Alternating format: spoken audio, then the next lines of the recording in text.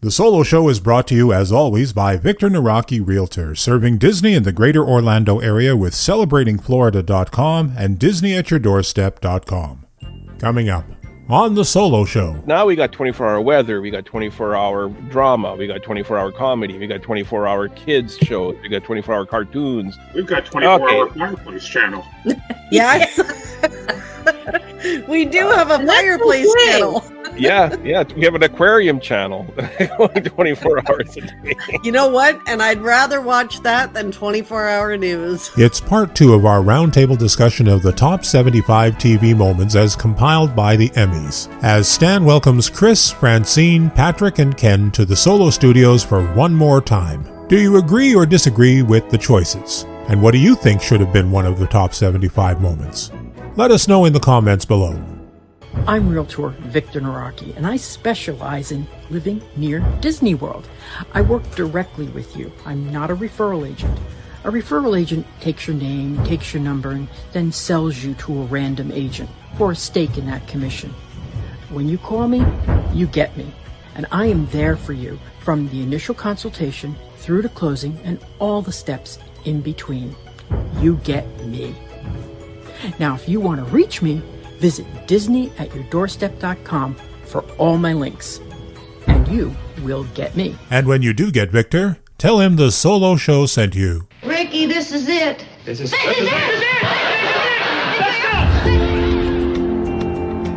I'm gay.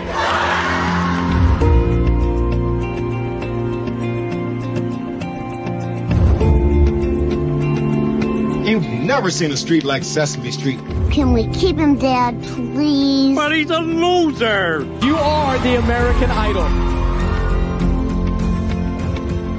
Gunta Kinte. I pronounce that they are husband and wife. I feel I've been remiss in my duties.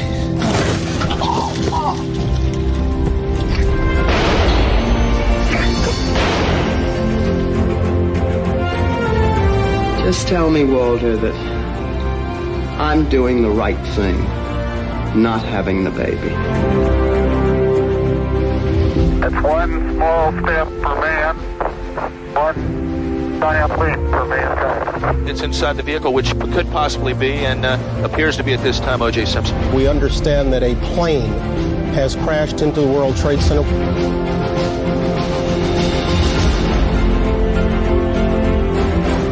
Luckiest son of a bitch on earth.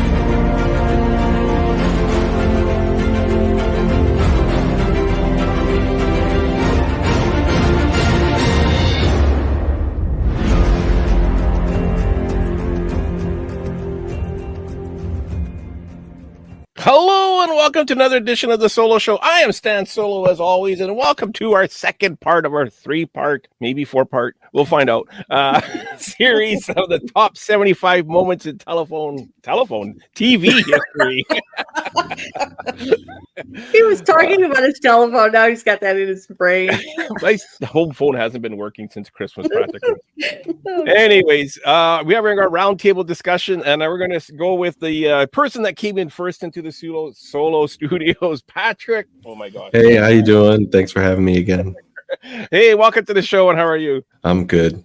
Good. Great on. Next up was Francine Cochrane from the Pixie Dust Fan Podcast. Welcome, and how are you today? I'm good, thanks. Thanks for having me back. Oh, you were so good last time. We have to have you back for sure. Also joining us is Food Fairy Kris from the Grand Circle Tour Podcast. Welcome, and how are you today? I'm good, and I'm glad to be back also. And, it was in my contract, so you had to have me back. Exactly. And this time we can see you, not the audience, but we can see you. We couldn't see you 2 weeks ago, so that's a nice break. So we did 75 to 50 of the Emmys or the Academy top 75 moments in television history. And we're going to continue on that list. We're going to go right into it because there's so many to go through. The less time we spend chatting, the more time we can talk about these shows. So number 49 on our list is from the 2000s, the Oprah Winfrey Show. Oprah gives everyone in the audience a car. Everybody in the audience, now listen to me carefully, is being given a special package, and I don't want you to open it. Do not open it. Cameras are on you, so do not open until I tell you. All right, open your boxes. Open your boxes. 1, 2, 3. You get a car! You get a car! You get a car! You get a car! You get a car! You get a car! You get a car! You get a car! Everybody gets a car! Oprah, where's my car? Yeah. You get a car. You get a car. You get a car. So this was a big moment, I guess. It's been, made fun of. 2010 that was from. What's that? Sorry, Chris? 2010 that was from. 2010. Okay, I thought it was 2004, but okay. Yeah, I looked it up and it said 2010. So. Alrighty. Francine, do you remember this? I do remember it, and it was such a big deal, and it was so exciting to see these people. Like, you could feel their excitement in the audience. Like, it was over the moon. It was like nothing you'd seen before. So I totally get why it's on the list. Mm-hmm. See, I don't know if it should be on the list right away. I was gonna say the last time there was quite a few that you, me, the audience were kind of wondering, why is this on the list? I think there'll be less this go round. I think even less in the final 25. Yeah. Oh, by the way, the audience is loving this show. I got more responses and emails and comments about our last episode than any solo show I've ever done. Kidding. Yeah. Wow. A lot of people are commenting about this the one we did 2 weeks ago. So okay, I guess so. Oprah gives everyone Is it love or hate? Yeah. Oh, they know everyone's loving it. Everybody has an opinion. Okay, good. The real world wasn't. Guys didn't think the real world should be on there. The real world totally should be on there. I got a message. Really? Yeah. Oh, It was that's all I watched as a kid. It was my favorite. It was the first reality show. So yeah, by all means, everyone listening, send me your messages. Do you agree with us? Are we insane? Was there something that's not on? I expect lots after the last one. I want to hear what people say. Shit, we missed. They missed. Anyways, Well, Oprah Winfrey. Speaking of, when it comes to Oprah, are we picking a single Oprah show to put her on this list? Right? I think that was her biggest moment. I think that's her biggest moment. This one, yeah. Is that one being on there? Yeah, I think that was her biggest moment. All right, let's move on to number 48. This one I think should be on the list. Number 48, the debut Thriller video from Michael Jackson. Only place on TV you can see Thriller is here on MTV, and we are proud of it. It is more than just a video. It's a short film and quite a piece of art from Michael Jackson and John Landis. We're real happy to have it here. So I think that this really helped MTV as a channel. It changed the way music videos were thought. Yep. Francine, what do you think? Oh, absolutely. I think it was almost like a mini movie. Yeah. Like the production was so huge that, of course, that makes sense to me. Yeah. Absolutely. That was 1983. And, MTV was so, even before this, it was big already. It was on my television, and I had just gotten married the first time the year before this, and it was on my television all the time when I was home. So I think they played it 40 times a week. Yeah. Wow. I knew this by heart. This particular thing. I didn't get MTV growing up, but we did get Good Rockin' Tonight with Terry David Mulligan from Vancouver on CBC, and we also had a City something. Much music. We had much. I didn't get much music either. You didn't get that, right? No, but we did get. It was like video only shows that were on at midnight. There's one on CBC and one on CTV. And that's where I watched my videos. And I remember seeing the Thriller video for the first time with my younger brother. And the beginning part where he turns into a werewolf, my younger brother was really scared. Like, I'm sure. Begging me to turn off the TV. Yeah. I didn't know what it was. We flicked over to, what is this? Well, and you know who did the special effects on that video, right? Was Rick Baker, the guy who holds the record for most Academy Awards of any person ever. And it's all for special effects. He did The Exorcist. He did, I could list them. I can't list them all, but a couple of years ago for Christmas, my wife got me the big old box set of his like coffee table books with all of his whole career's worth of work. Oh, wow. It's gorgeous. For the life of me, I can't remember the name of it off the top of my head, but Rick Baker. Yeah. I'm assuming that's why he's so scary. I'm assuming he also did Werewolf in London. Yes. That's why they got him. Yes. So number 47 was The Golden Girls, The Engagement, which is the premiere episode in which Dorothy B. Arthur's mother, Sophia Estelle Getty, unexpectedly moves in with her and her roommates, Rose, played by Betty White, and Blanche by Rue McCallion. Francine, you're shaking your hands up. You're glad this one's on here. You're a fan? It has to be there. The Golden Girls changed the way we looked at older women. Yes. And I have to say air quotes older women, because I just realized, like probably this year, that I am now the age that these women were in the show. or we're actually older. Yeah. Isn't that crazy? I know. I'm older than all of them were. I think Estelle Getty might have been more older. But yeah. And as far as finding a clip for that one, I kind of watched almost all of the first episode, and I couldn't find any that was really made sense or suitable. Like it was tons of laugh tracks in that show. Oh my gosh. I never really watched Golden Girls growing up. I'm assuming, Patrick, you're not a Golden Girl. I of course know of it. Yeah. I can't say that as a young boy that I was watching the reruns of this. But I do have questions. So in research for this list, I saw Maude is on the list, and then Golden Girls. B. Arthur is in both, and there are characters that seem like they're almost identical in both, but they were not related, correct? Right. They were not related shows. No. Okay. It's different characters. She didn't play Maude in the Golden Girls. Yeah. Okay. Yeah. Okay. I'll because you two agree it should be on. Fine. I'll be on. Number 46. Okay, this one's great. It's from the 1950s.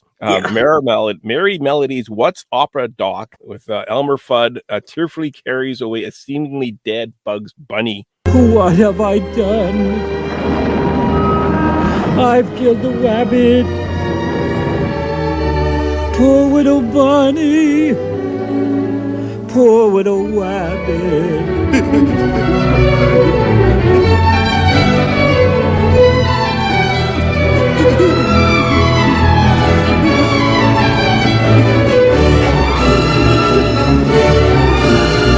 Well, what did you expect in an opera? A happy ending?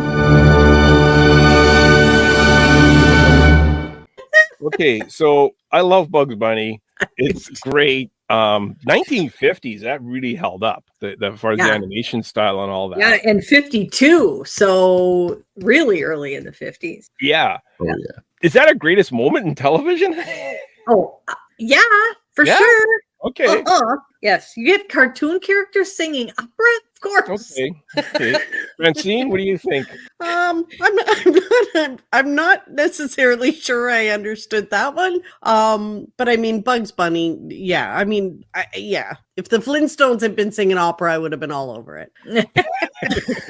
Well, I guess I could see it because they want to put a Bugs Bunny on here. So in that way, this is probably his greatest cartoon that Bugs Bunny did. So maybe that was the reason why they put this particular episode on, Patrick? I'll play devil's advocate and say the one where he shaves Elmer Fudd to that opera. The Barber of Seville. What they call it, the Bunny of Seville, I think. Yeah. I think that one is my personal favorite, but yes, Bugs Bunny needs to be on this list. Okay. All righty. We'll go along with that one. Number 45 was Roots, and this was part 2 where Kunta Kinte, played by LeVar Barton, is whipped repeatedly while being asked his name, with the whipping to only cease when he finally admits that his name is Toby. What's your name? Kunta.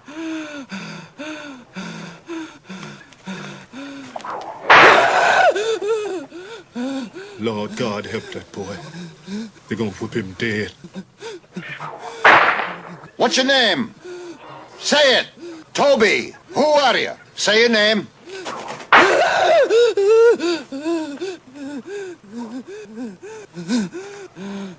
What's your name? Toby. So I was talking to my brother, who's 15 years older than me, and I asked him what he thought the greatest 75 moments in television history are. Number 1, he said the Beatles being on Ed Sullivan. Number 2, he said the moon landing. And number 3, he said Roots. It was a very, very powerful series when it aired. I was quite young when it aired, but I do remember my parents being completely glued to the TV watching it. Chris, do you have memories? Come on. Oh, absolutely. Yeah. I mean, I was growing up in the 70s and old enough to understand this. And it was extremely powerful. This particular section of the whole show in particular, but the whole thing was phenomenal. So yes, it absolutely deserves to be here. Yeah, I agree completely. Francine? Yeah, I never saw it. I never watched it. I just kind of missed that, but I absolutely understand and agree why this should be on the list. Yeah, for sure. When did it air in the United States? Does anybody know? I'm guessing CBS is what I'm guessing. It would have been network television for sure. Yeah. Oh, yeah. Yeah. Wow. I actually have the DVD box set. And again, that's another one kind of like the day after that my wife just doesn't want to watch. So I haven't really watched it yet. But yeah. Moving along. Let's go up to the 2000s. The American Idol season 1 finale. Kelly Clarkson wins the first ever season of American Idol. America has made their decision.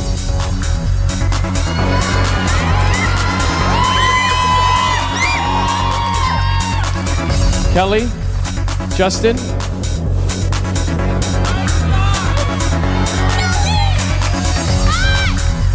The winner of American Idol 2002 is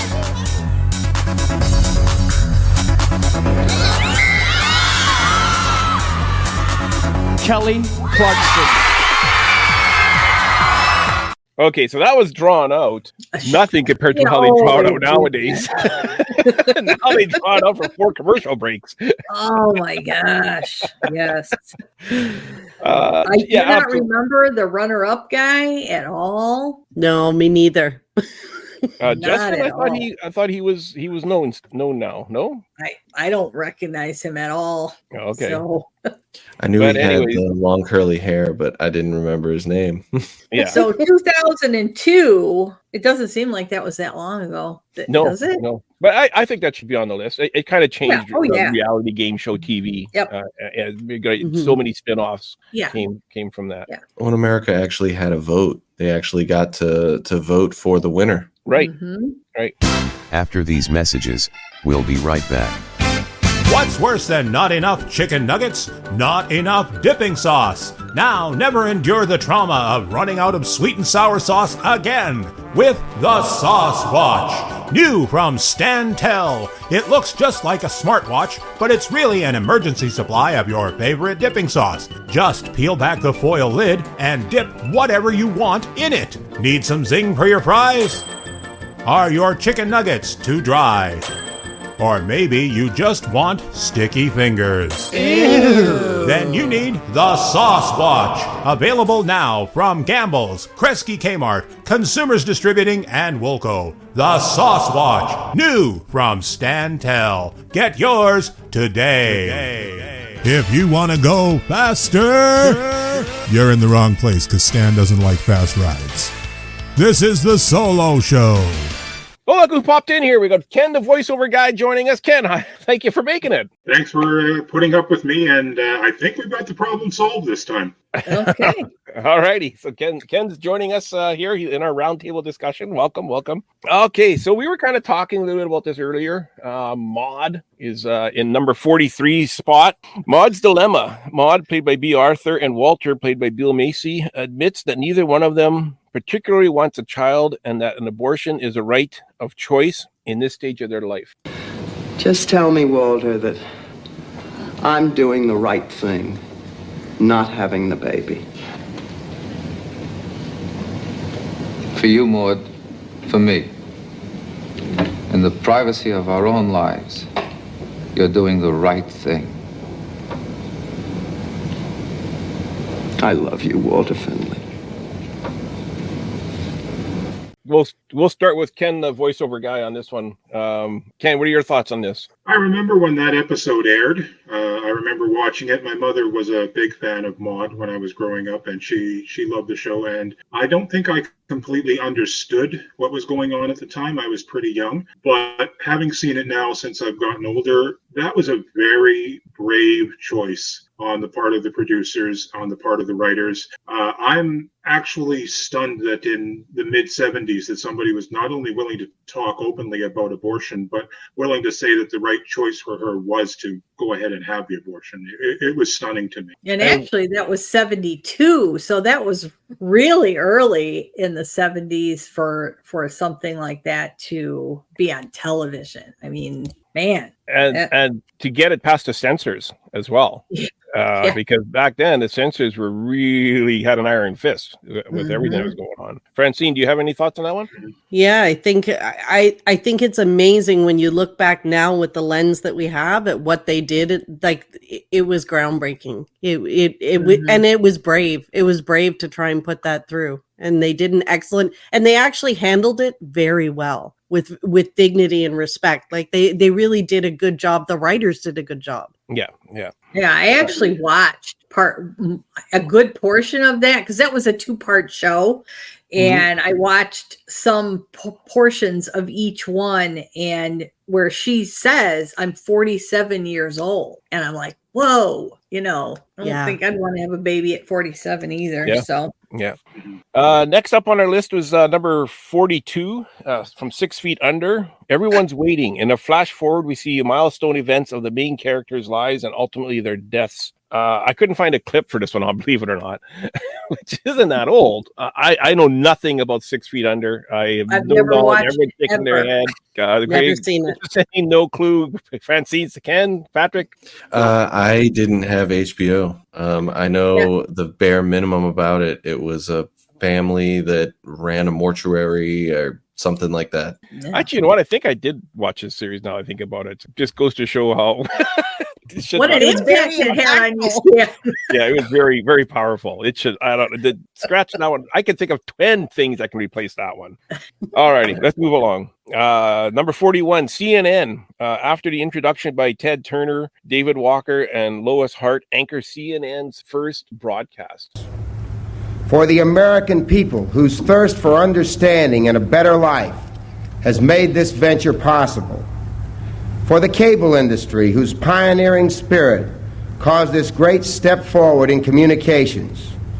And for those employees of Turner Broadcasting whose total commitment to their company has brought us together today, I dedicate the news channel for America, the cable news network. I'm thinking, so before CNN, there was no 24-hour news channel. Right. And so Ted Turner created this channel, and I'm guessing a lot of people probably laughed at him, told him he's wasting his money, told him it was a bad idea. He went ahead with it anyway. I'm guessing, I don't know too much about the history. That'd make a great documentary. But look how big CNN is today. Oh, absolutely. Yes. That, like in Canada, we didn't get CNN right away. I mean, it took a couple of years for it to actually make it to Canada as well. And the funny thing about it is I remember reading in the paper at the time, everybody said that Ted Turner's going to lose his shirt on this one. They said nobody's going to subscribe to a channel that's 24 hours news. Yeah, I could totally see like us, if we did a podcast back then, laughing at this concept. I mean, it'd be interesting to see if somebody. Yeah. It'd be interesting if somebody did a look back to see trends in our society and like what happened. And was this a stepping stone? Was this like one of the first bits? You know, like now you've got 24-hour news, so you've got to fill it with something at all times. Yeah. It can't be fantastic, content all the time. So now they've got to fill it with things. But like now we got 24-hour weather, we got 24-hour drama, we got 24-hour comedy, we got 24-hour kids shows, we got 24-hour cartoons. That was unheard of back then. Mm-hmm. We've got 24-hour fireplace channel. Yes. We do have a fireplace channel. Yeah. We have an aquarium channel 24 hours a day. You know what? And I'd rather watch that than 24-hour news. Yeah, you know what? You're right. You're right. That's not on the list for some reason. The fireplace channel didn't make it on the list. Yeah, really. You can edit all of this out. I just caught my dog chewing on some stupid little thing. Oh. Okay, number 40, we have the Twilight Zone. Time Enough at Last. This is our second Twilight Zone episode to appear on the list. After a nuclear catastrophe, loner Henry Blemis, played by Burgess Meredith, is left with all the time in the world to read his beloved books, only to shatter his glasses, leaving him virtually blind. The best thing of all is there's time now. There's all the time I need and all the time I want. Time. There's time enough at last.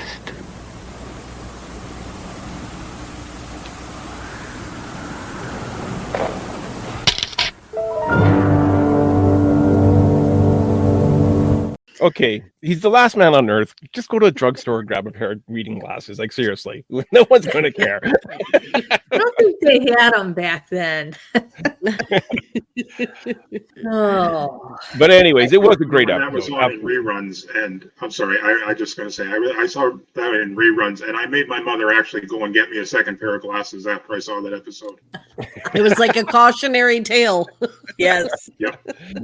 That's for Glasses sure. sales went up 50% that year. Yeah. It's a great episode. Don't get me wrong. It's probably one of the better Twilight Zone episodes. I think I like the one with Captain Kirk, with William Shatner and the gremlin on the wing a little bit more, because his overacting is just phenomenal in that one. Yeah. Number 39 is from the 1980s, The Simpsons. Simpsons Roasting on an Open Fire. It's the premiere episode in which Bart and Homer get Santa's little helper for Christmas. Get lost! You came in last for the last time! Look, Dad, it's Santa's little helper. And don't come back! Oh, no, you don't. No, get away from me. Oh, can we keep him, Dad, please? But he's a loser. He's pathetic. He's a Simpson. Okay, I'm a big fan of The Simpsons, and I 100% say this should be on the list. Kris is nodding her head. Francine, yes, no? I never watched The Simpsons. I know it's horrible, but I've never watched them. But they did change television. I understand it. You know it's horrible. You think the show's horrible, or it's horrible you never watched it? I know it's horrible that I've never watched an episode ever. Ken? It's definitely a groundbreaking television. I mean, it's been on now, almost 30 years. It went way past the Flintstones, which was the longest running animated series before that.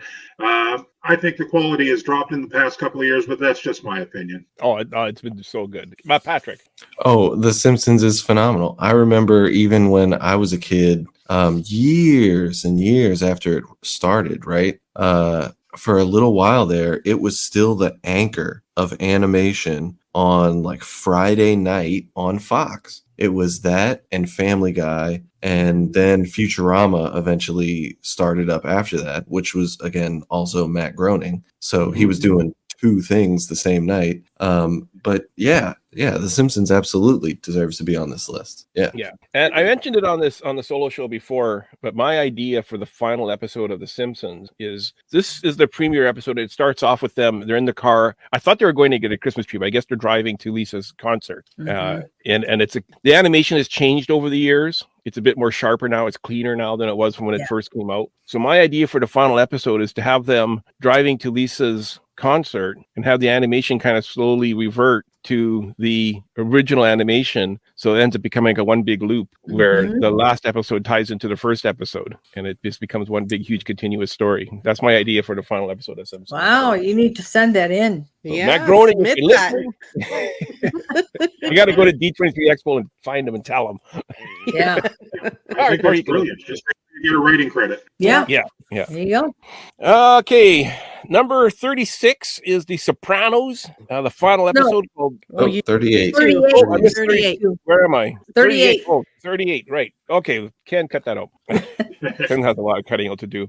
Number 38. There was a news item from the 1990s. It's the news coverage of O.J. Simpson's trial verdict. Superior Court of California, County of Los Angeles, in the matter of the people of the state of California versus Orenthal James Simpson, case number BA097211. We, the jury, in the above entitled action, find the defendant Orenthal Orenthal James Simpson not guilty of the crime of murder. I'm just glad I'm not the only one that trips over my words. Orenthal is not the easiest thing to pronounce, so we got a curse television. Turns out. But anyways, yeah, for sure, this captivated the nation, if not the world. This entire trial. Yeah, this happened in the 90s when my kids were tiny, so I was home with them. So I watched every moment of this trial. I mean, I watched every moment from the chase part of the whole thing when they were after him. So yeah, this was captivating. So yeah, it definitely deserves to be here. I'm gonna date myself. I was in the 4th grade when all of this happened. I remember that it was on television, the chase. I remember that. And then my teachers told us that we weren't supposed to be talking about it. Really? But I remember some of the catchphrases, of course, making it out there. The glove don't fit, you must acquit. Right?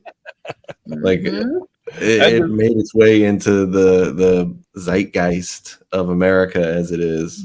Yeah, yeah. And all the comedy we got from it, from all the late night TV shows that were just joke after joke. That was like for weeks. That was all the jokes we got. My favorite though was when he put on the gloves and he didn't fit. Nobody was more surprised than OJ when he looked at him and he didn't fit.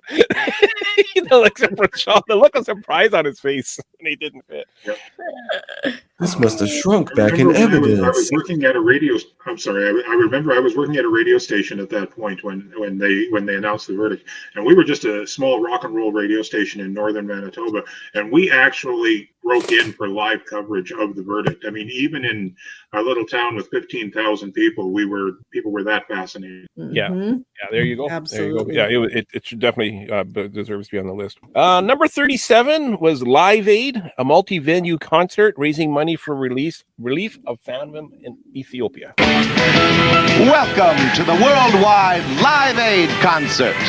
I'm George Siegel in Philadelphia, and I'm here to welcome you to something more than a television show. As of this moment, we're being seen in 60 nations throughout the world. We can be seen on 85% of all the television sets on the planet, and we can be heard on 75% of all the radios on the planet. We welcome you to a massive, totally unprecedented coming together of all the peoples of our world in support of our neighbors in Africa. That was a huge event. Oh, huge. I watched every minute of it. Every minute. Yeah. And later we would find out that it was even more important for other reasons. We would find out later on, right? It was one of the last times that Freddie Mercury would get out on stage. Mm-hmm. And that concert was awesome. Oh, yeah. Yeah. Yeah. Oh my goodness. And Phil Collins played in London and then flew over to the U.S. played two continents on the same day. Yep. It was one of the highlights as well. So, yep. Yeah. Yeah. Seeing all these artists. Go ahead, Francine. Just seeing all these artists come together to do something kind and loving and like just it was incredible. Like everybody put their egos aside and just came together. It was amazing. Yeah. So this is on the list, right, Stan? So I'm going through the list, trying to watch different bits and pieces of things. I wound up watching this for like 4 hours. Mm-hmm. It was a good concert. So good. I mean, I'm like, oh my gosh, I remember this. But the one big thing, the opening of it when they showed Diana and Charles walking into there, I got choked up seeing that because I love Diana, and just to see her, so she was all smiles and she was so happy to be there, and yeah, I got a little choked up watching that, and then I got intrigued and started watching more and more. Yeah, it was a big event. It was a big event for sure. For sure. Number 36 on the list is The Sopranos, Made in America. The Sopranos meet in a diner and a sit down together. The bell of the door rings as Tony, who plays by James Gandolfini, terrible names, looks up and the screen cuts to black. I didn't bother getting a clip for this because basically, if you just listen to "Don't Stop Believing" by Journey, that's basically all you hear, and you hear the doorbell ring once in a while when the diner bell opens up, and Meadow trying to park her car is never pretty much. Watched an episode of this show. Oh, Me Get Out. neither. Mm-mm. Yeah, I love Not my Sopranos. thing. Yeah, Me too. Sopranos was like one of my favorite series, along with Lost. Is the top two for me. I watched recently. It was kind of like a documentary about the making of the final episode of The Sopranos, because a lot of people were saying this is a horrible episode because it didn't really give any answers. Now the writer and the director said that all the answers are in the final episode as to what happens. All the clues are there. You just have to put them together. So in the documentary, they put all the clues together and they kind of say that, yeah, Tony gets whacked at the end in front of Meadow. There's that's what the documentary figured, but nobody really knows for sure because the director ain't saying. But anyways, I think it's on the list. Ken? I agree. I loved The Sopranos. I watched it through the entire, 6, 7 seasons it was on. And I have to tell you, I hated that ending. It just made me furious. I wanted to chuck my big gulp at the TV screen, and I was just livid. But now in retrospect, I look back on it and I can see why everybody thinks it was such a great ending, because it leaves it basically up to the imagination of the viewer. I don't know. I like a more concrete ending. I like to see everybody kind of look in the camera and go, thanks, bye. Yeah. I was the same way too after the end. And the thing was, though, it ends and the Don't Stop Believin' music cuts and the screen turns to black. Everybody thought that their screen, like their TV broke or their cable went out, because it's like that for 3 seconds before the credit comes up. And I remember watching, hang on, what happened? Because they build the tension so big in that final scene. But, all righty, let's have a little bit more fun. Let's go to number 35, Schoolhouse Rock, Conjunction Junction, an animated short explaining the main function of conjunction.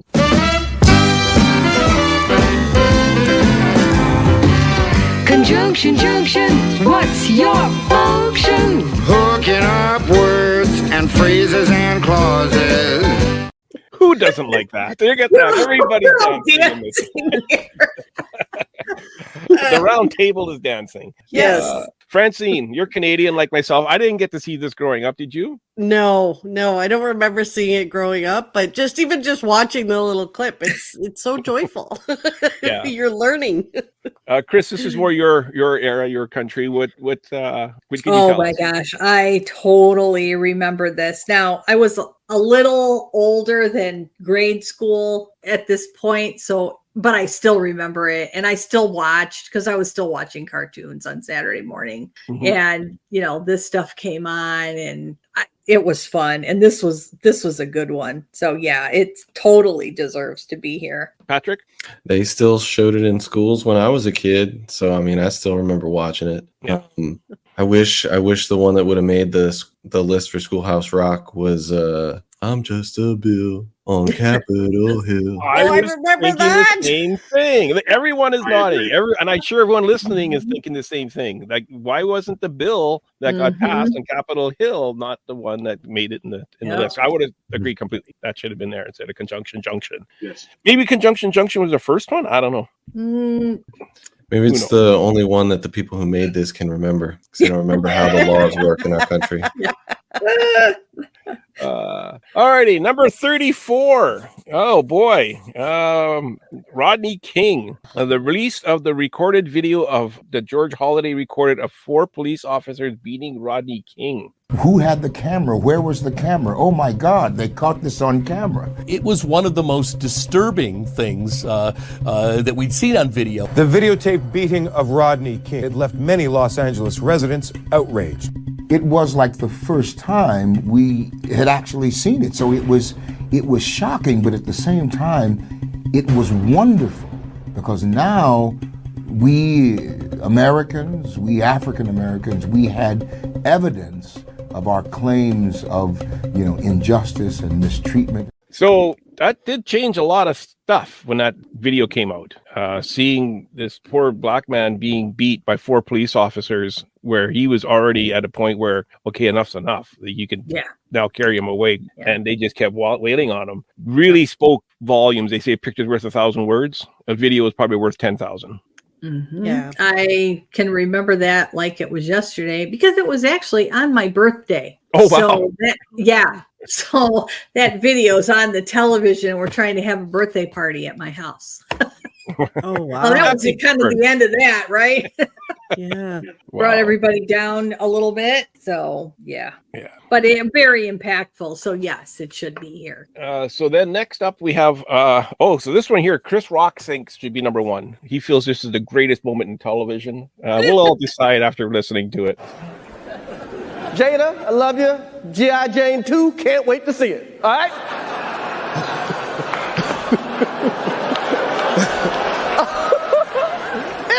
That was a nice one. Okay. I'm out here. Richard. Oh, wow. Will Smith just smacked out of me. Keep my wife's name out your mouth. Wow, dude. Yes. It was a G.I. Jane jump. Keep my wife's name out your mouth. I'm going to, okay? Okay. That was a greatest night in the history of television. Okay. I don't know if you guys caught it or not, but I did some editing on that one. Yeah, just a little bit. I'm still waiting for G.I. Jane 2 to come out, by the way. Really.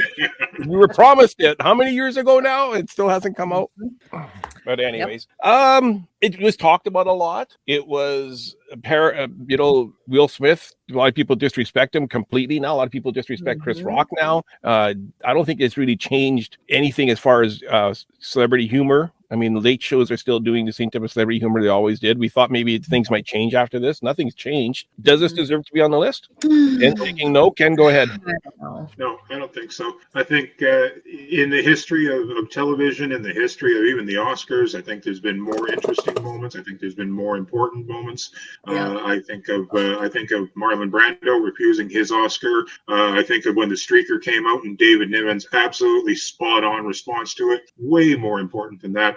And the fact that everybody talked about that slap from Will Smith for, 2-3 weeks after the Oscars. Who cares? Who cares? It's two multi-billionaires on the screen, or multi-millionaires, excuse me, on TV, and one of them got slapped in the mouth. Who cares? Yeah. I mean, this is just, to me, this is like giving power to nonsense. Yes. There you go. Yeah, Francine? Yeah, I agree. I think it was disgraceful. I think it just shows, kind of how entitled, and it was ridiculous. It was so childish that you're right, Ken. These millionaires and one of them thinks that he can walk up on stage on national television and assault someone. I think it was just terrible. Yeah, I remember Jack. I think it's a national lowlight. Yeah, absolutely. Very well put. Yeah. I remember Jack Palance doing push-ups at whatever age he was at the time. One-arm push-ups at that. I think he was 85 or something like that. That was incredible. But you know what? I got to say, though, when Will Smith punched Chris Rock, my wife and I were both in bed. I was watching in the bedroom, and I woke my wife up. I said, "Hey, you got to see this. You won't believe what just happened." I woke her up. It reached me in space. I was actually on the Star Cruiser when it happened. And I woke up the next morning and there were people that were like, "Hey, did you hear what happened at the Oscars?" I was like, no, I did not. Yeah. Wow. I think that it was so shocking that it went on and he accepted his award and everybody celebrated him. Like everybody just acted like nothing happened. I think that was so shocking. So maybe that's why it made the list, how shocking it was. Could be. Yeah, could be. It was just weird. The whole thing was weird. It was just weird. The top 75 weirdest moments on television. Yes. That's a whole nother ball of wax right there. So where are we here? Number 32 from the 1970s, All in the Family, Meet the Bunkers, the premiere episode in which Mike, played by Rob Reiner, and Gloria, played by Sally Struthers, plan a surprise party to celebrate Archie's and Edith's 22nd anniversary. You wasn't living on for me without a pot to peel a potato in. Wait a second. You're the one who said I could stay here while I was in school. I thought it was going to be for a year while you learned a trade or something. I didn't think you was going to wind up in college learning how to be a subversive. That's ridiculous. I just want to learn a little bit about society so I can help people. People? Your mother-in-law and me as people. Help us, will you? Go to work.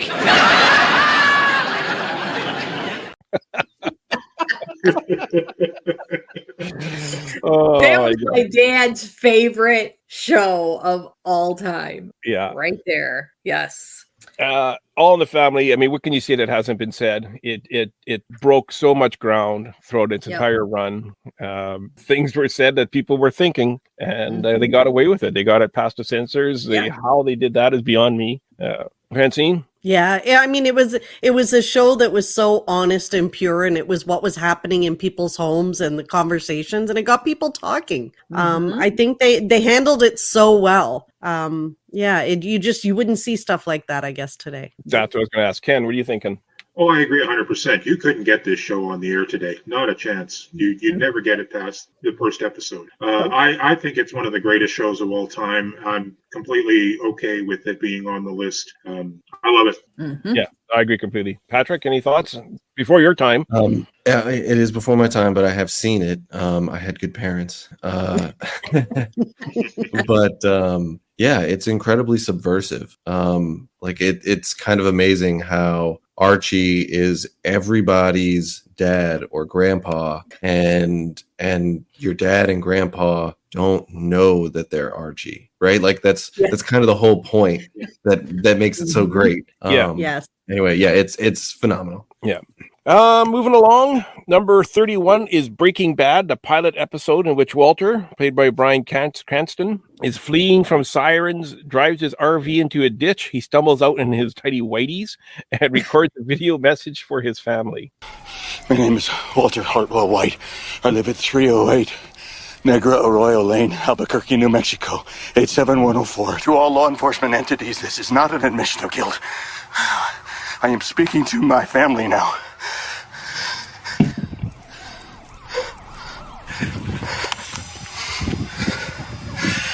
Skylar, you are the love of my life. I hope you know that. Walter Jr., you're my big man. There are going to be some things that you'll come to learn about me in the next few days. I just want you to know that no matter how it may look, I only had you in my heart. All right. Any Breaking Bad fans in our roundtable? Nope, never watched one episode. Ken, Patrick? I appreciate the show. I started watching it. It raised my blood pressure too much.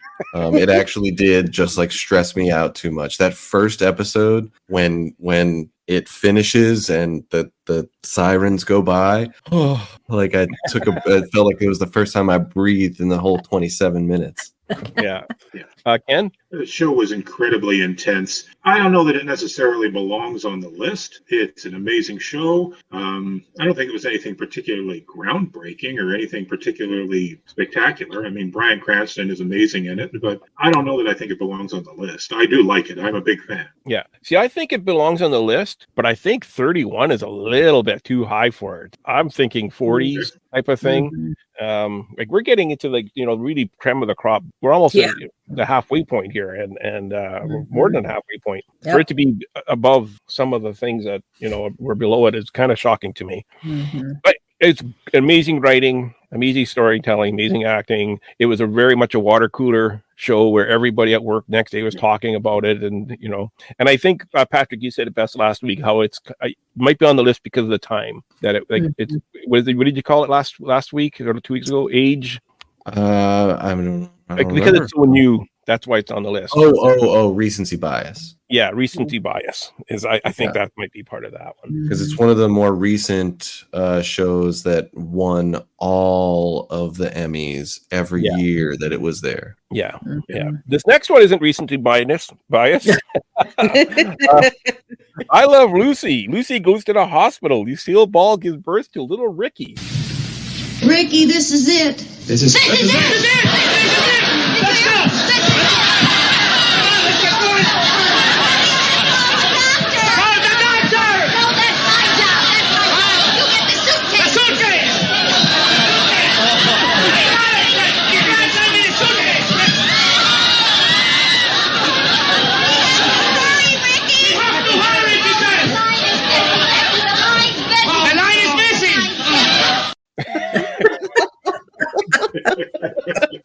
Now, what makes that scene so incredibly funny is I didn't want to have it too long of a clip, but the first 5 minutes of that clip is them rehearsing it, and they're all calm and they're relaxed. Right. And like, you get the phone, I'll walk over here and get the suitcase. You go get her, I'll get her coat and bring her to the door. And when it happens, they all act pretty close. I Love Lucy definitely should be on the list, and I kind of think should be higher up. Like for it to be right next to Breaking Bad is almost an insult. I know. Agreed.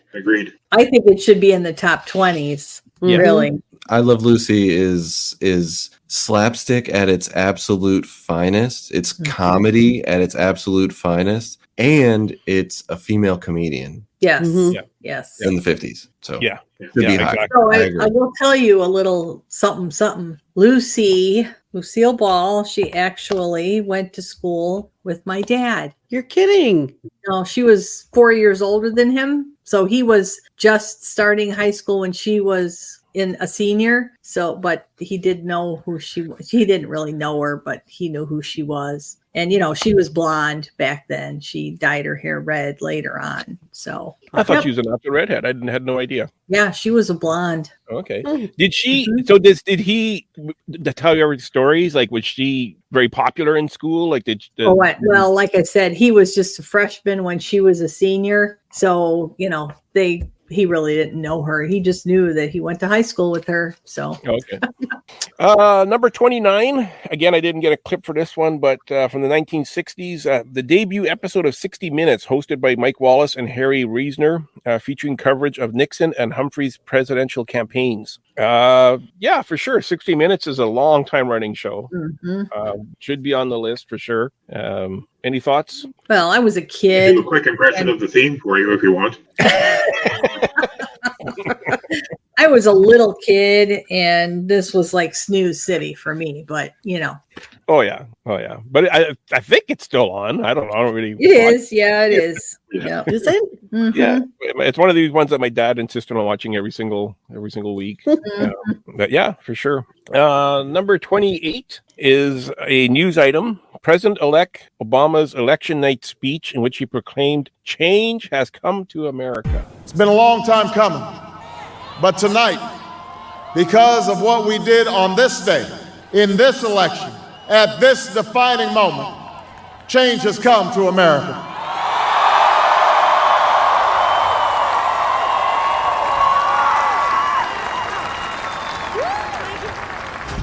No, I don't want to get into the politics of everything, but I think this should be on the list. Yeah, it was really big in Chicago. I mean, you're right there. Chicago. And we were only 35 miles away, and I swear you could hear that cheering from Grant Park all the way at our house. Wow. It was big. Yeah. It was big. Yeah. And that's something that I'm kind of surprised there isn't more of on the list is presidential stuff that was televised. And I want to get into that in our final episode, but I'm going to say that now that I think there's a lot of presidential events that happened that didn't appear on this list. I want to save those for next week. Okay, my favorite show of all time, the number 27, and probably one of my favorite episodes, The Soup Nazi and Seinfeld. Elaine gets rejected from the soup kitchen when she offends the soup nuts. Medium turkey chili. Medium crab bisque.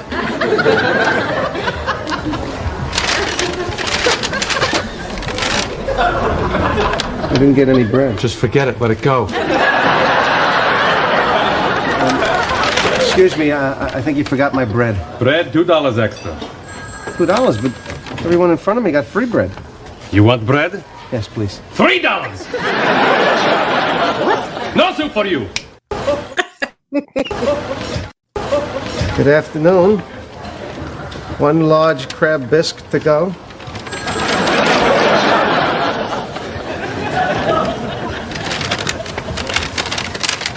Red. Beautiful. You're pushing your luck, little man. The second clip was like from the second day. Yeah. I think I know I have almost. Well, it used to be probably weekly. Now it's probably more monthly. Where I say no soup for you in my daily routine. Any other Seinfeld fans in our roundtable? Oh yeah. Patrick, go ahead. Oh, I love Seinfeld. It was the show that was always on in my house. It was always on. Yeah, it was a sad day when that one got canceled. Yeah. I remember being like really down when I heard that one got canceled. Ken? Yeah. I am really in the minority here. I was never a fan of Seinfeld. Still to this day. Wow. But I will say the only episode that ever actually made me laugh is the Soup Nazi. That one actually makes me chuckle. Yeah, I'm with you. I was never a fan, but I know this episode. Like, I think everybody knows this episode. So it makes sense to me that it's on the list. You know, recently, I did see some episode. There was some random episode that was on cable, and it doesn't quite hold up the same way anymore. You know, like it's different in the 80s. Like women were looked at differently by men in the 80s. You know, it was just different. Yeah, it brought a lot of one-liners. Master of your domain, close talker. Just thinking of some just off the top of my head. Yada yada. Yeah. Yada yada. You yada yada over the best part. No, I didn't. I mentioned the crab dick. Festivus. Yes. All righty. From the 1990s again, Newhart, the final episode of the Newhart show, the series finale, where Bob awakens to Emily to tell her about the strange dream he just had, where he was an innkeeper in a small Vermont town. All right, Bob. What is it? Well, I was an innkeeper in this crazy little town in Vermont. I'm happy for you. Good night. Nothing made sense in this place. I mean, the maid was an heiress. Her husband talked in alliteration. The handyman kept missing the point of things. And then there were these three woodsmen, but only one of them talked. That settles it. No more Japanese food before you go to bed.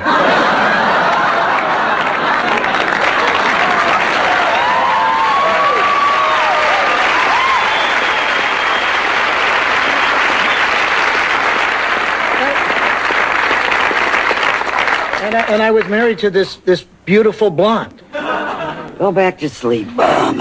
Good night, Ellen.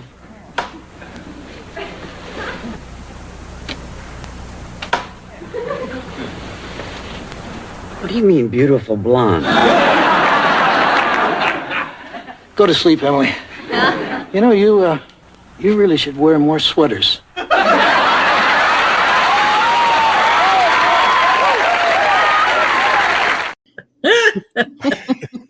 Now, for people that don't know the two sitcoms that Bob Newhart had done, will have no clue what's going on there. Right. Chris, you want to explain it? Oh my gosh. Well, this show, I absolutely loved this show. I don't think I ever missed an episode of Newhart. I mean, it was just phenomenal. The characters that were in this show, it was perfection.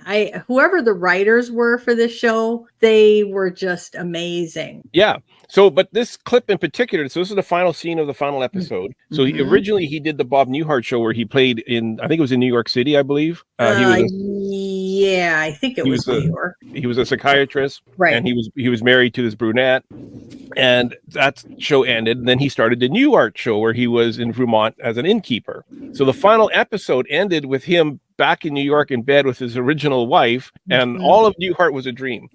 Was how the final episode was. Yep. Francine, do you remember this at all? I remember the show was, I loved the show when it was on. I watched it all the time. It was funny. And just to have such a kind of almost like a frivolous ending like that. It was it was back like when you could get away with that, when it was just, it was TV. Like everybody was well aware it was make believe and it was fun and they could do stuff like that. Yeah. Patrick? I never watched Newhart. That was a show that my parents did not have on in the house all the time.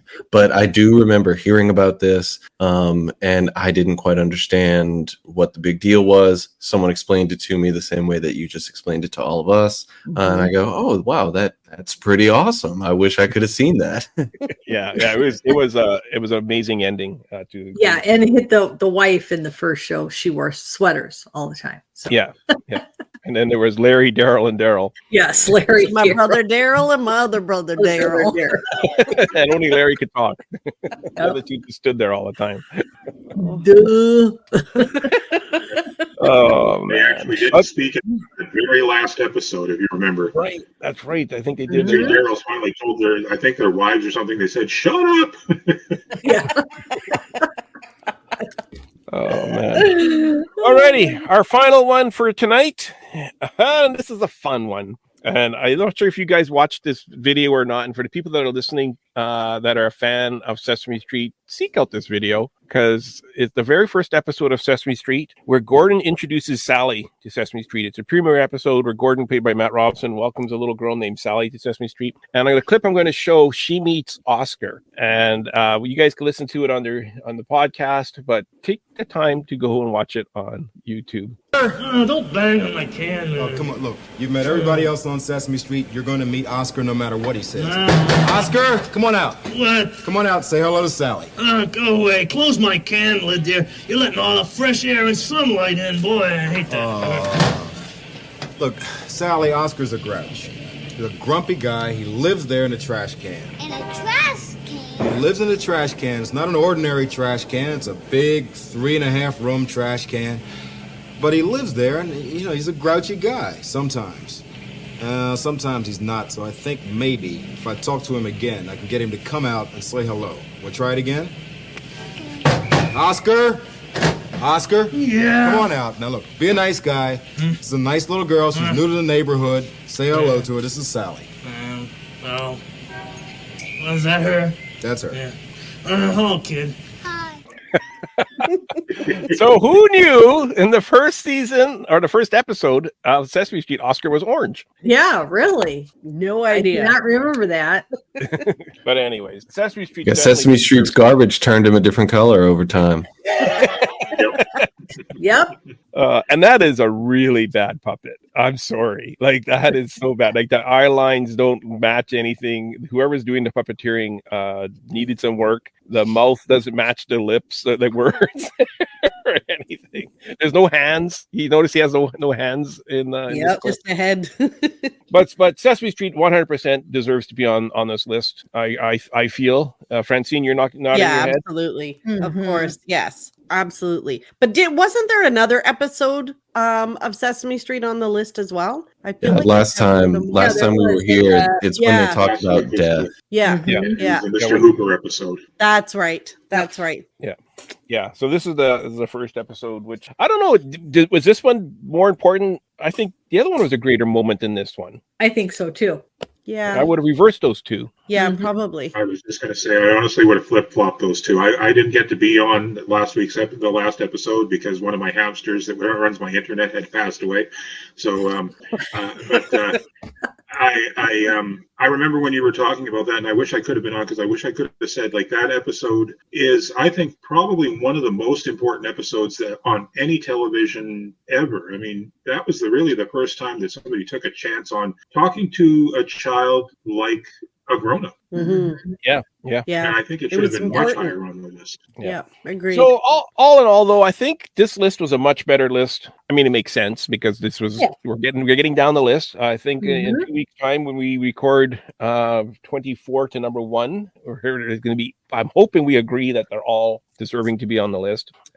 Any final thoughts? I'll go around quickly, Patrick. Well, as you say that, I'm looking at the list right now. I'm like, well, maybe. Francine? Same. I'm looking at it going, yeah, okay. But I still think there's stuff missing. absolutely stuff missing. Yeah. And Kris. Yeah, absolutely. We're getting down next time around to the nitty gritty of the top 25, and there is stuff on there that I totally agree with. And then there's things I'm like, not so sure, but we'll go over it next time.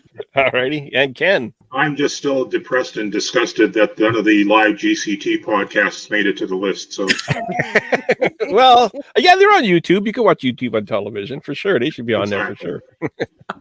All righty. So tune in next time. We'll find out who shot JR and more. Ken, take it away. If you have a brilliant idea for a future edition of The Solo Show and would like to take your turn in the guest host's chair, then drop us an email at thesoloshow01@gmail.com. Tell us your idea for the show, and we'll contact you about a date and a time for you to join us. If you would just like to keep the conversation going or have a comment about a previous show, then visit us on Facebook at The Solo Show. All logos, sounds, and songs that are made by and for Disney and its affiliates are owned solely by the Disney Corporation and are not, nor are they intended to be, the ownership of The Solo Show podcast. We hope you'll join us for the next adventure on The Solo Show. Thanks for listening, and bye for now.